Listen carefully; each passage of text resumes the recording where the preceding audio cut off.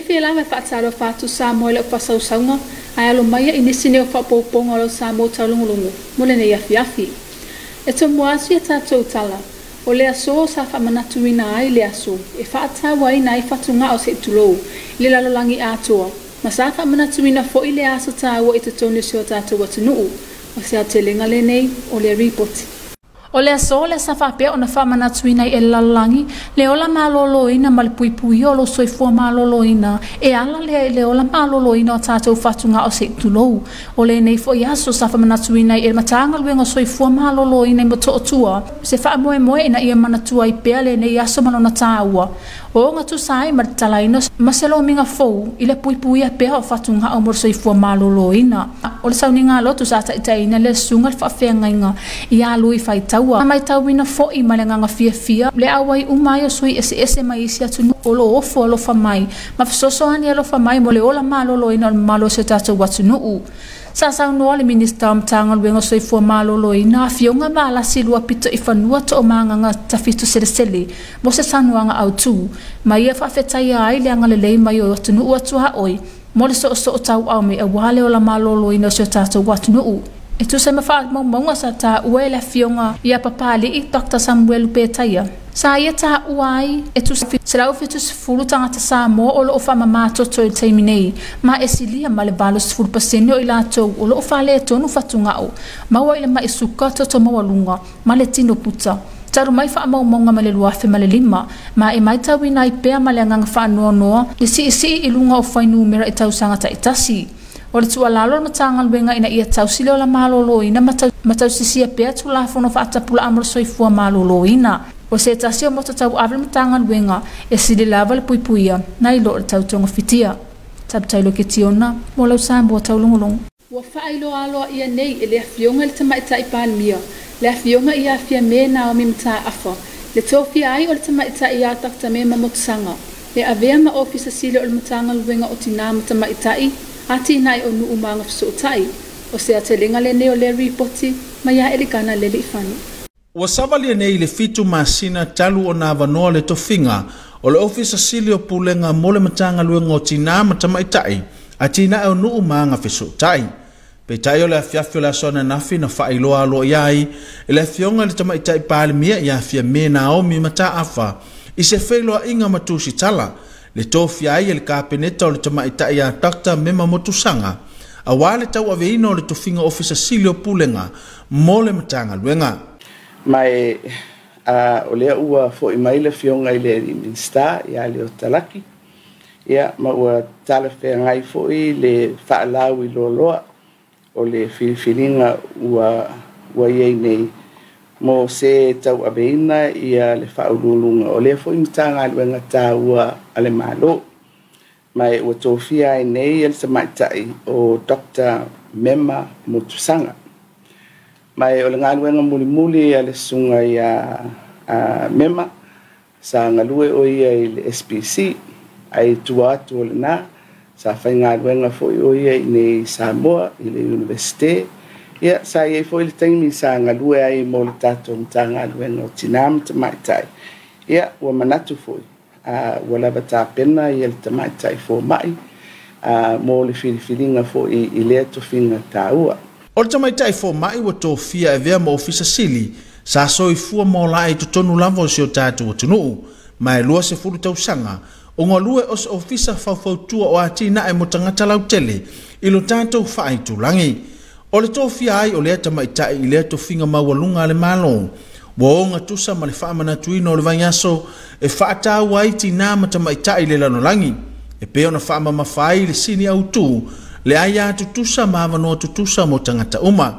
Sa whaama nino e la fionga le tamaitai pāle mia le tāua o lea tofinga, a meise o le matawhai o i tāua, o lo tau ave le matanga luenga o tina matamaitai, a wale whawhasota iai ma le malo, maafio angata itasi.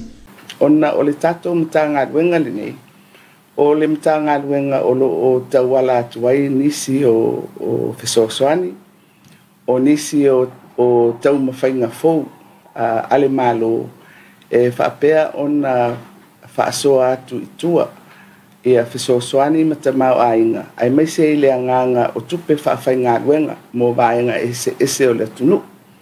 o le investment in communities mai o tatou matanga luenga lea o lo ngafa ma ia por kalame fou o lo ia fo inisi o tupe fesoasoani e pei o ilatou e iai ia mana onga tu mau mai o lo o whaanga solo ia le whaaso atu i tua o ia fesoasoani o le mata upu fo ile nei o lo whaangai ma Samoa ma le lalangi atoa le sawaina o tinama te maitai o se tasi leo por kalame o le foi o lo whaanga solo ai e le matanga luenga le miliona tala ia e whapena foi o na tau wala atu i whaalapo songa ese o lo whaatinuina ia tautua ia o lo ia ele tatou victim support o lo tu atu ese vaenga tele o lea fesoasoani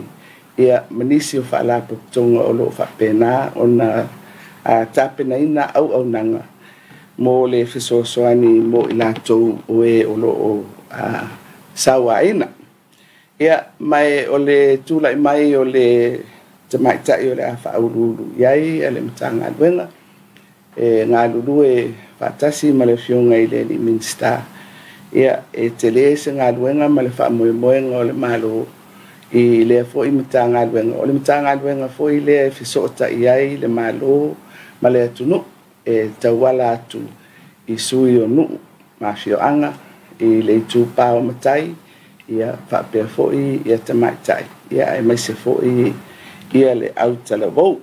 Sa avea fo'i le tamaitai fo mai o se whaia o ngā sinia i mata upu tau whaapisinisi i lalo o le whaamalu o ao o ngā Samoa i totono le Universitea o ao Samoa. Ma o loo ngā lue nei o le ofisa faufautua mo tupulanga i le tātou whaitulangi po le SPC. Sa tautua fo'i le tamaitai fo mai i tausanga mo mai i niso vaenga o le matanga luenga o tinama tamaitai a tina e o nuu maanga fesotai. O le tausanga i luafe se fulumaltolu sanga luai totono le Universitea o Victoria.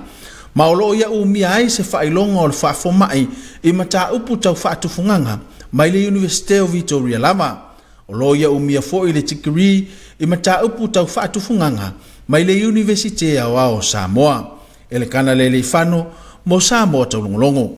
Ua siitia i le 12 le whainumera o e ua afia i le COVID-19 o le pasese lea na au mai malanga whapitoa mai New Zealand lea sa taunu mai i le aso sana se imawai atu nei o se atelenga le nei o le report. O le mai ai o suenga lona lua o le COVID-19 sa whaatino ina i le aso ananafi mo le pasese ne taunu mai i New Zealand i le aso sana se imawai atu. Na maua i leisi te ofa u wha maunia le afia i le siamo le COVID-19. Ma u si iti ai le o wha i anto o le pasese wa afia i le se fululua. O le awhai numera sa wha maunia mai i se pepa o wha matalanga na tu ina mai le matanga luenga o soifua maloloina. Wha pele komiti o wha lave tutupu wha fosei. E tu so le ripoti u tu ina mai o ila anto e to ofa u wha popo mai. O le isi to tasi sa va la lata mai na afia. E peo na yeile to valu sa wha maunia i suenga ina ua mua i taunu mai le whainga malanga i le asosa. O le teiminei o lo ua whaase uma i lantou e to o wha wa afia i no whanga wha anofo i se i mato o tua e mataitu inai. Whaatasi ma le isi to o valu sa maa ua mua. O le isi vaenga o le pasese a to ai ma le se lau lua se furufitu o le au whainga luenga na mua au i le taunu mai o le maalele i le asosa. O lo manu ia uma la tau suenga sa whaatino ina i la soana nafi. O i la tau uma e to se fulu lua wa afia o lo malolo si uma ma e leaini a unga o le wha mai waalia e mai ia i la tau. O lo matua mataitu ina le leipea le matanga luenga o le soifua malolo ina. Whaapea le komiti o whaalave tutupu whaafosei i la antou wa afia. Whaapea le au malanga antoa ma le au whainga luenga o lo whaanofo sea ina i mautinoa. Le malu pui o Samoa mai le pipisi atu i tua o le whaamai. E le kana le leifano mo Samoa taulongolongo. Ma ole awhai sina tātou malolonga pupu o na toeta liu mai leo mo le ngana wha Britania. Your TV2 News will be right back after this short commercial break.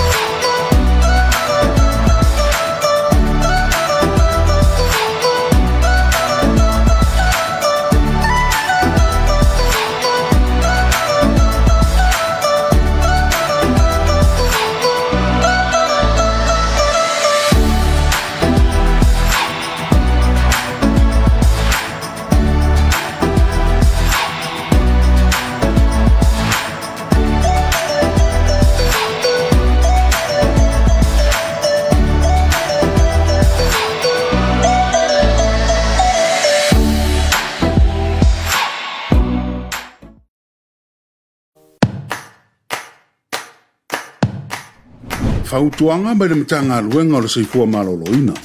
Te ala ngona le popole le taimi le Komiti Faamisionare. Ia e alofa ia te oe matau si lelo seifua maloloina. Ia so ta e tangata o lo a inga mawhaaso ai o le ngona. A whai wa iaini sa le nofo vava la lata. Ia wha o ngā telefoni po le interneti e so ta iai. Tau si lelo tino, ia lava lau malolo, tau mawhai mea ai soifua maloloina, wha ngai lau tino, ma ia wha i titira tau mawha ava malosi. Ia whaia miau wha tino ngai te fia ma maasania ia so uma, ke peo le pukal fale, ai sau tatalu, o le taha le pese ma e siva ai. Ia mata i tū le leifa matalanga sa au winga le Komiti Faamisionare, ma ia tau mawhai fo ia awara so ona matamata i tala wha asala lau, e a whai ua lofi tūhina oi le tele o wha matalanga. Awara wha o ngā ina leo le tapaa, o le aba maalosi, ma nisi o la au wha saina, e pūle ai o le ngona, e fōlinga i ona whasosoani se taimi pōpō, ai wha te tele ina ai ona e wha anua ma le fia i mo se taimi umi. E ese le tali atu le whanau la Haiti, pēha o ina popole, ia e langona ina le popole lau tama ma ia a pongi mai, o mata i tūle le, ia wha waunga i o inga te tau na whai, e peo le whai o mea onga, e taimi e ta aluma malolo ai. Wha ta ua le soifua malolo ina ma whau. Monisi whamtalanga whamso taimi tanga runga le soifua maloloina, i le telefoni numela ono barutasi o.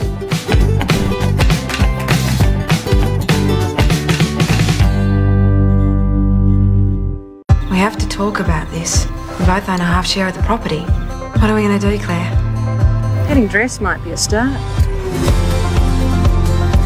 You have no idea what it feels like trying to keep the place alive on your own.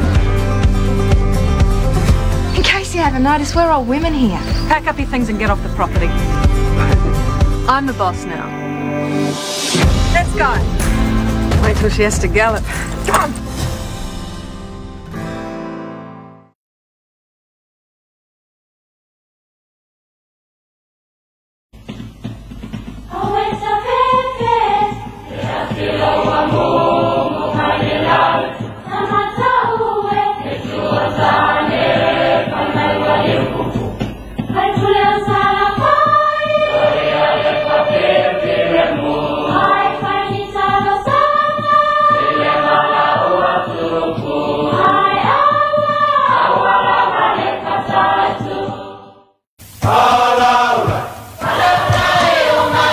Awane e misia lunga o la wala ata le EFKS TV i po so lua vai aso te itasi le polkalame ba ili le ato ponopona le afo le balu le afiafu.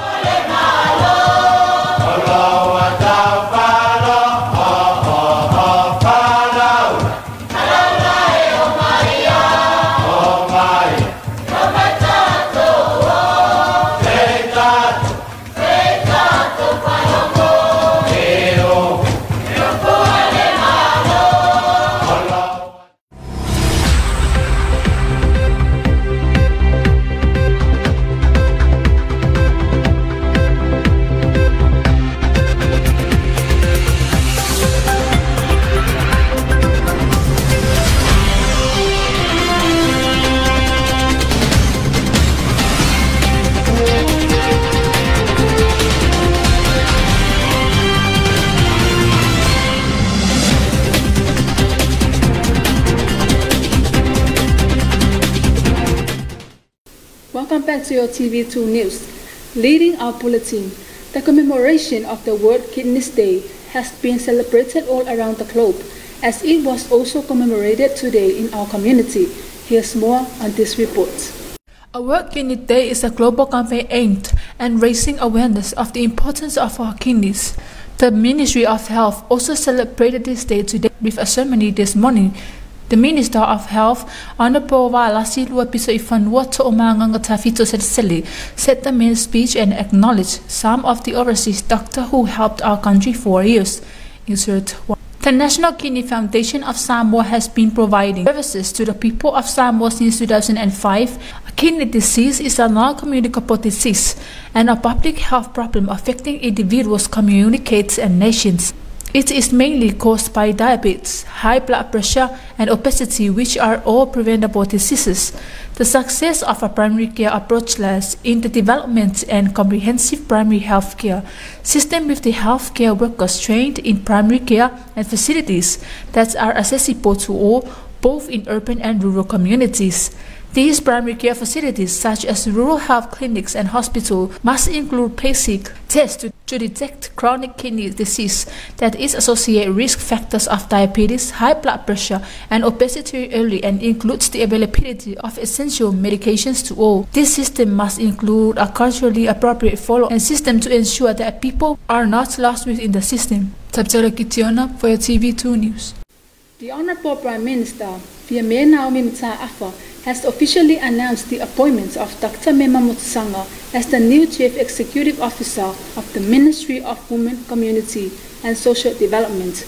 Here's more on this report from Elkana Lelifano.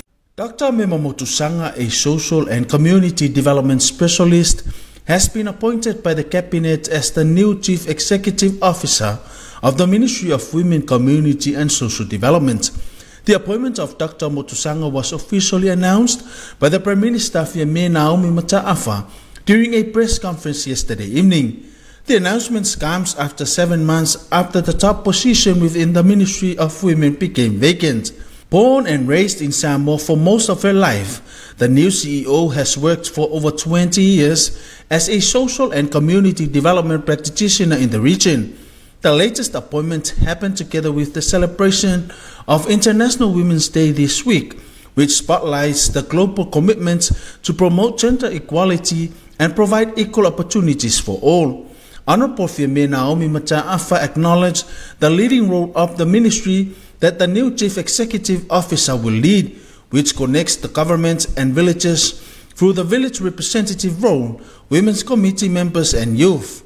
Prime Minister said that the ministry advocates for violence against women and provides assistance such as 1 million grants for non-government organizations to prevent violence against women and for those with disabilities. The new appointee will work with the Minister of Women, Community and Social Development, Honourable Leokalakisio, whose portfolio also oversees the 1 million district grants initiated by the Fa'atuatua Ileatua Samoa Watasi party-led government.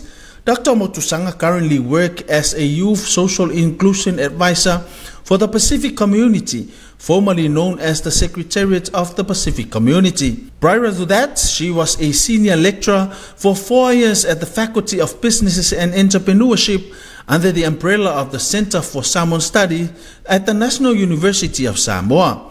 The new CEO was previously employed as the Gender Program Management Specialist in the ministry for 6 years. In 2013, she worked as a student assistant for Victoria University.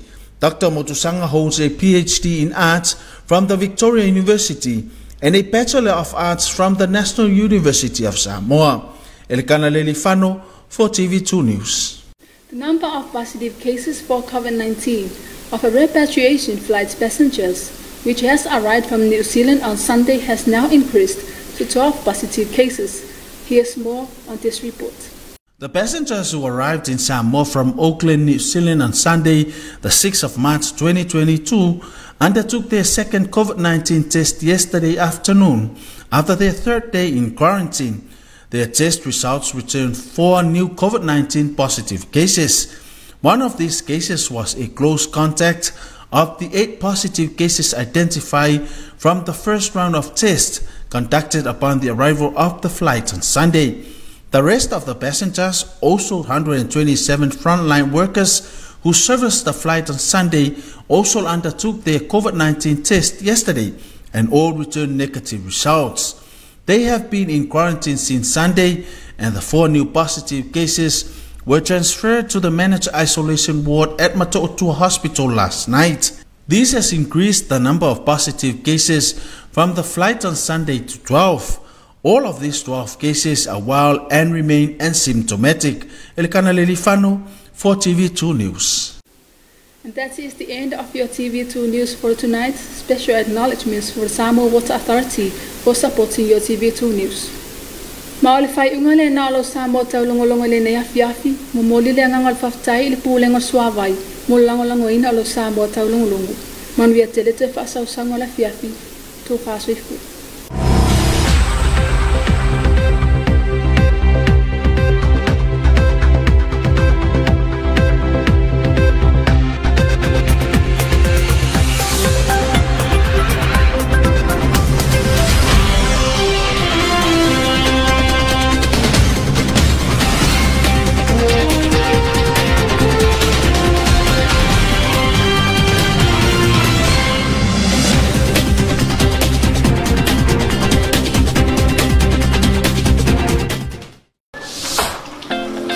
I am a customer. I am a customer of Samoa Water Authority.